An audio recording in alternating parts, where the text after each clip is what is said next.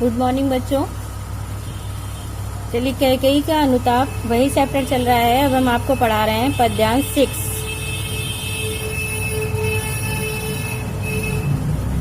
पद्यांश 6 देखिए, इसमें आप पेज नंबर जो साहित्यिक हिंदी के स्टूडेंट्स हैं वो पेज नंबर 144 निकाल लें, और जो सामान्य हिंदी के हैं वो पेज नंबर 109 निकाल लें।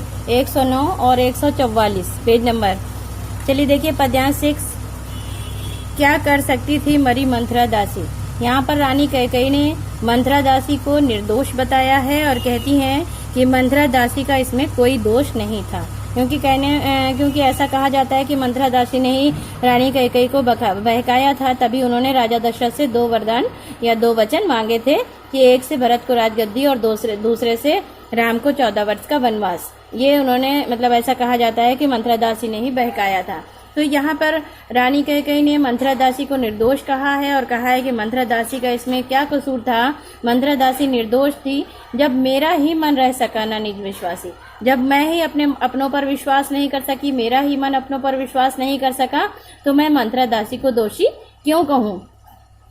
जल पंजर गत अब अरे अधीर अभागे, कह रही हैं हमारे इस अभागे शरीर में, कह रही हैं मेरे इस अभागे शरीर में पंजर पंजर गत मतलब होता है जो शरीर के अंदर का भाग होता है। जो शरीर के अंदर के भाग में यानी कि हड्डियां होती हैं, कह सकते हैं कठोरता। हड्डियों को अगर हम सेंस लगा कहें तो ये कह सकते हैं कि हमारे शरीर में ऐसा लग रहा था मात्र कठोरता ही बची थी। इस अभागे शरीर में, कह रही हैं इस अभागे शरीर में शायद केवल कठोरता ही उस समय वास कर रही थी, और वे ज्वलित भाव थे स्वयं मुझी में जागे, और ऐसा लग रहा था जैसे वो जलती हुई भावनाएं स्वयं मेरे अंदर जन्म ली थी। मैं मंथरा दासी को दोष नहीं दे रही हूँ, ऐसा लग रहा है मैं तो सोचती हूँ कि वो जलती हुई भावनाएं मेरे मन में स्वयं जागी थी, स्वयं उत्पन्न हुई थी। और कह रही है पर था केवल क्या ज्वलित भाव ही मन में। कह रही है कि क्या मेरे मन में उस समय केवल ज्वलित भावनाएं ही रह गई थी, जलती हुई भावनाएं ही रह गई थी, और क्या शेष बचा था ना कुछ और जन्म में। क्या इस जन्म में यानी अपने आप को कहती है कि क्या मेरे अंदर जलती हुई भावनाओं के सिवाय और कुछ भी मेरे मन में नहीं बचा था।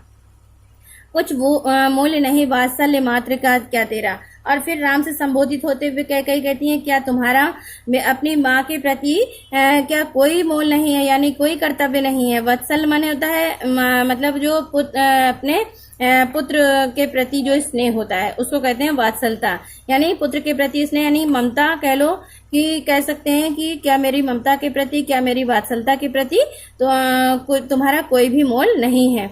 और मैंने उसकी मोह में, अपने पुत्र के मोह में आकर, उसकी ममता में आकर मैंने जो कुछ किया है, कह रही हैं वो आज अनसा, पर आज अनसा हुआ वत्स भी मेरा। वही पुत्र जिसके लिए मैंने तुम्हें 14 वर्ष का वनवास दिया, जिसके लिए मैंने राजगद्दी मांगी, वही पुत्र आज मेरे लिए पराया हो गया है। वत्स माने होता है पुत्र। आज मेरा वही पुत्र मेरे लिए पराया हो गया है, अन्य हो गया है। अन्य माने पराया हो गया है, यानी वो उसने अपनी माँ को ही, भरत ने अपनी माँ को त्याग दिया था। तो कह रही है आज जिसके लिए मैंने इतना किया वही मेरा पुत्र आज मुझसे पराया हो गया है, मुझसे दूर हो गया है। फिर कह रही है थूके मुझ पर त्रिलोक भले ही थूके, चाहे मुझे तीनों लोग मुझ पर, त्रिलोक माने तीनों लोग, चाहे तीनों लोग मुझ पर थूकता रहे, चाहे तीनों लोग मुझ पर थूके। तीनों लोग का मतलब धरती पाताल और आकाश, धरती आकाश और पाताल, चाहे तीनों मुझ पर, तीनों लोग मुझ पर थूकता रहे, और जो कोई जो कह सके कहे क्यों चूके। और जिसको जो कुछ कहना है मेरे बारे में, जो कुछ कहना है कहे, और कहने से कोई भला पीछे क्यों रहे। छीने न मात्र पद किंतु भरत का मुझसे, कहती है मुझे जितनी भी किसी को यातनाएं देनी है दे ले, मुझे जितना भी बुरा कहना है कह ले, लेकिन मुझसे भरत की माँ होने का अधिकार कोई मुझसे ना छीने। मात्र पद यानी माता का पद, भरत की माता होने का पद मुझसे, अधिकार मुझसे कोई ना छीने। हे रे राम दुहाई करूं और क्या तुझसे। हे राम मैं तुझसे दुहाई देकर कहती हूँ, यानी तुमसे दुहाई देकर कहती हूँ, तुमसे विनती, दुहाई का मतलब होता है विनती करना। हे राम मैं तुमसे विनती करके कहती हूँ कि मुझे जितना भी जो कोई यातना देना चाहे दे ले, लेकिन भरत की माँ होने का अधिकार मुझसे कोई ना छीने। अब नेक्स्ट पैराग्राफ निकाल लीजिए। 7 नंबर का पैराग्राफ है।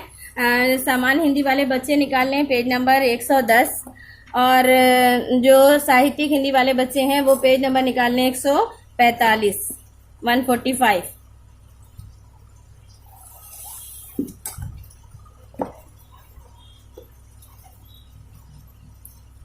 देखिए 7 नंबर, कहते आते थे यही अभी नरदेही।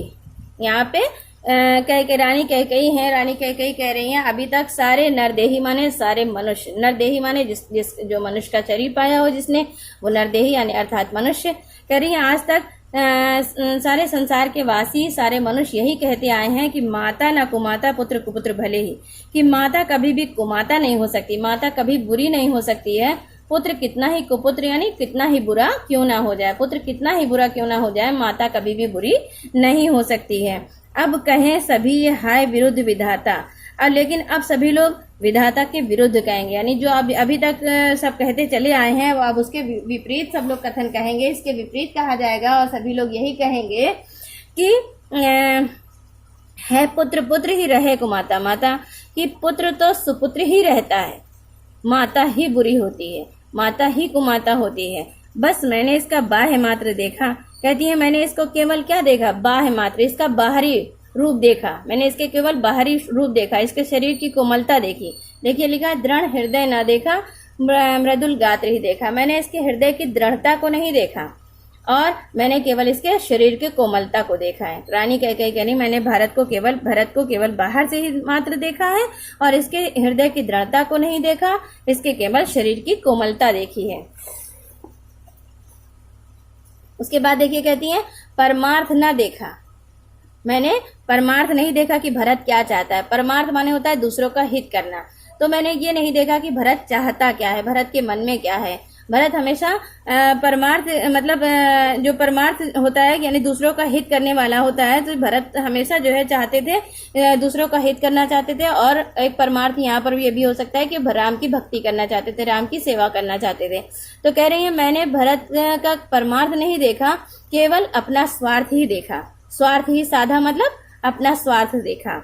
इस कारण ही तो आज आज ये बाधा पैर करी, इसी कारण तो आज ये बाधा मेरे जीवन में उपस्थित हो गई है कि युग युग तक चलती रहे कठोर कहानी, कि अब युगों युगों तक ये कठोर कहानी चलती रहेगी, युगों युगों तक लोग कहते रहेंगे कि रघुकुल में एक अभागिन रानी हुआ करती थी या एक दुष्ट रानी हुआ करती थी, रघुकुल में एक अभागिन रानी थी या रघुकुल में एक दुष्ट रानी थी। ये सभी युगों युगों तक अब ये कहानी कि चलती रहेगी, लोग मुझे कहते रहेंगे दुष्ट माता के रूप में मैं हमेशा जानी जाऊंगी, लोग मुझे दुष्ट माता के रूप में जानेंगे और मुझे याद करके लोग कहेंगे कि रघुकुल में एक अभागिन रानी हुआ करती थी। चलिए ये आपका ये चैप्टर कंप्लीट हो गया है, कैकेयी का अनुताप, ये 2 लेसन आपके हो गए कंप्लीट। अब आपको वर्क चेक कराना है, तो हमने आपको इसमें बता दिया है कैकेयी के अनुताप में आपको कौन कौन सा करना है। कम से कम 2 पैराग्राफ आपको करने हैं, पहला नंबर और 5 नंबर, ये 7 नंबर, ये सबसे ज्यादा मोस्ट है। इन तीनों पैराग्राफ में से आप कोई 2 पैराग्राफ आप कर लीजिएगा, 1, 5 और 7, इनमें से कोई 2 पैराग्राफ के 5 क्वेश्चन आपको करने हैं। इसे करके जब आपको स्कूल में कहा जाएगा तब आप उसे सेंड करिएगा चेक करने के लिए, ठीक है। ये 2 चैप्टर आपके कंप्लीट हो गए हैं।